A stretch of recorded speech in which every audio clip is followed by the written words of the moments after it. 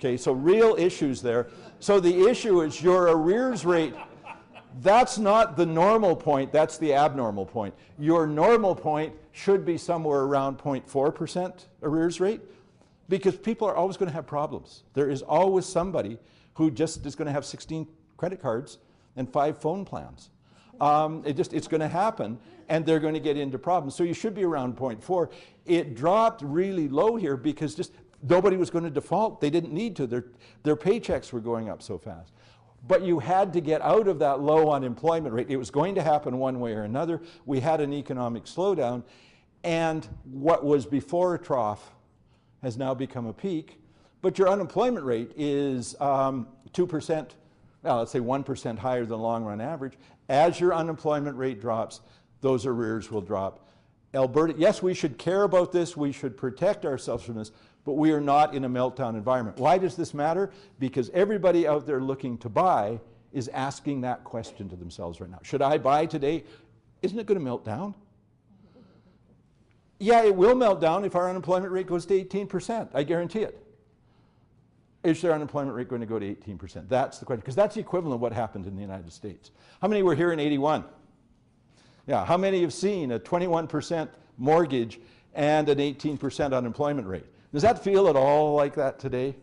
No, it's not. So let's take a look. So there's the issue. So where are prices going to go? I get shot if I'm talking at 1:30. So where are prices going to go? Where are prices going to go? Okay. 2 things that will drive it, we've seen before. The major drivers are interest rates and incomes. What's going to happen to interest rates? Well, they're going to go up. And the Stanley Cup is going to be won by the Vancouver Canucks. What did I leave out of both of those statements? When? No question, interest rates are going to go up. But my God, there's no historical trend to tell you it's going to happen. If you look at the data going back to 1980, and what you'd see, I mean, this is real geek stuff, but what happens when interest rates are going to go up is that the 1-year rate goes up first. And the reason that does is what the banks want to do is force you into longer rates, okay, because they want to hedge risk. And then the other rates go up. We have seen for the last 2 years no indication of upward pressure. I don't think it's going to go down.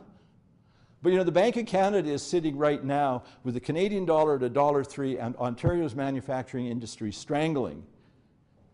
You think they're going to jack mortgage rates 3 or 4%? They're gun shy at a quarter of a point. So yeah, interest rates are going to go up. Count on it. But there's not a lot of indication it's going to be tomorrow morning. So interest rate risk is low, but more importantly, it's manageable. It's not going to be up to the, yeah, it'll bankrupt us if it goes up to 18%. It's going to be slow and measured. So that's number one. So what I've taken as a scenario is that we're going to see a quarter of a point this year, 3 quarters next year, and then 0.5% a year after. That is not a forecast. That's a scenario. I want to show you why I came up with that. Okay. So there's a pattern of growth in interest rates that's plausible. There's what incomes are right now. Let's take a look at what's happened to the market entrant. Well, the market entrant income is going to go up because over the next 5 years, they're going to fully move into the 25 to 34 age group, so they're going to have more money because they're older. And then general wages and salaries are going to go up in Alberta. And I took 3.5% per year compared to the 5.1% average. So I put those two together and I have rising incomes and rising interest rates. And that combination will precisely hold the borrowing power of households constant. So if incomes go up at that rate and interest rates go up at that rate, people's mortgaging ability will remain constant. Their paid equity will go up because they're paying down their mortgage. Hold the prices in the Calgary market constant at today's level, so I've got the equity these people have already earned into that. And with that rise in interest rates and with that rise in incomes, housing prices in Calgary will go up by 6%. Remember I said that's not a forecast? What I have showed you is with a relatively slow growth in income and a relatively, I think, plausible increase in interest rates, today's prices can be sustained and then some. You don't care about upside. You care about downside. You care about a collapse in the market. Market goes up, you're happier than pigs in poop. I'm from Red Deer, remember. But what you worry about is it going down. For it to go down, interest rates have to go up faster and incomes have to go up slower than I just projected. That's a slow growth in income, and that's a fairly robust growth in interest rates given the current value of the Canadian dollar. So Calgary housing prices are sustainable, and that's really what vendors want to know, that they're not, our purchasers want to know, is that they're not going to get in and see a collapse. Now, Alberta economy goes to hell, interest rates go through the roof, you got a problem, but you already knew that. What you now can say to people is this market is not a speculative market, it's not a bubble, it's none of those things. There is a logic to why we got here. So these are the questions you have to answer about the future. But remember, 70% of your purchasers have lots of equity. What's going to happen to demand? Well, we've got the population growing by that much. We've got age group, that pattern of growth in terms of age groups. We've got that pattern of headship.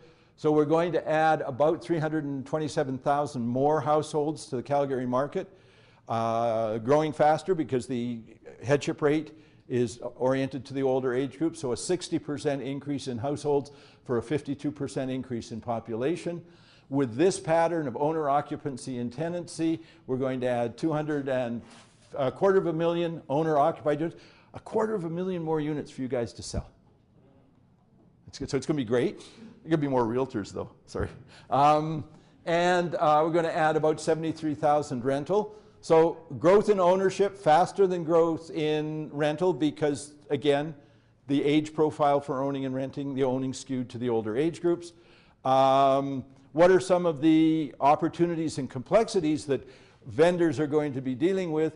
Well, if you take a look at that age-specific pattern, notice that people's incomes drop off after age 55.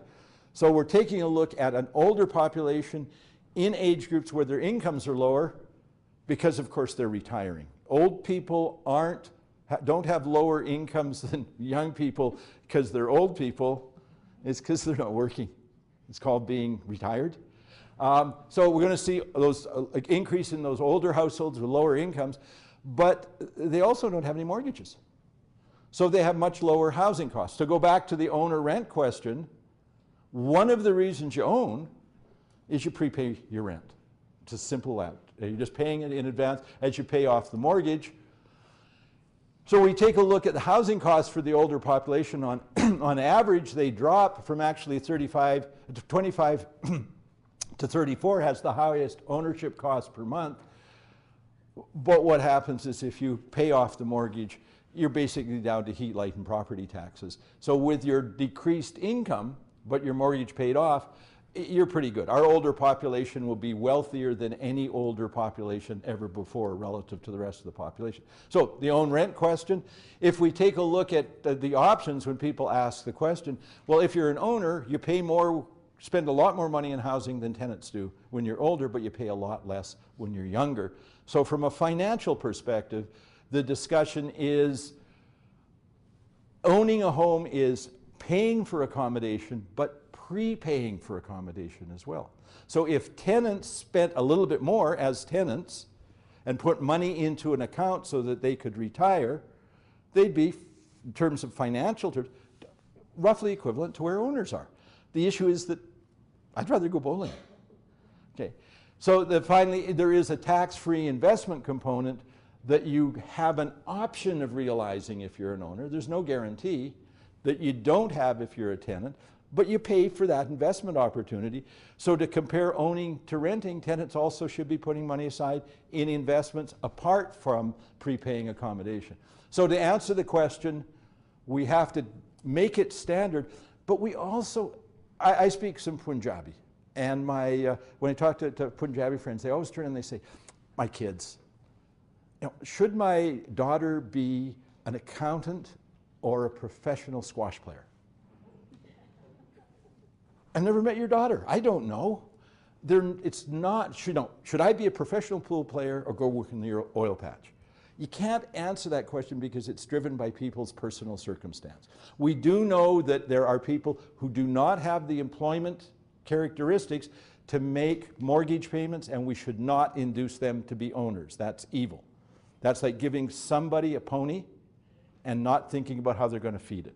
So we know that there are people that don't have that, but if they don't have that characteristics, that's the option of owning or renting is not part of the discussion anyhow. So yeah, non-financial considerations are relevant, but the ultimate line is what's best is what works best for the individual.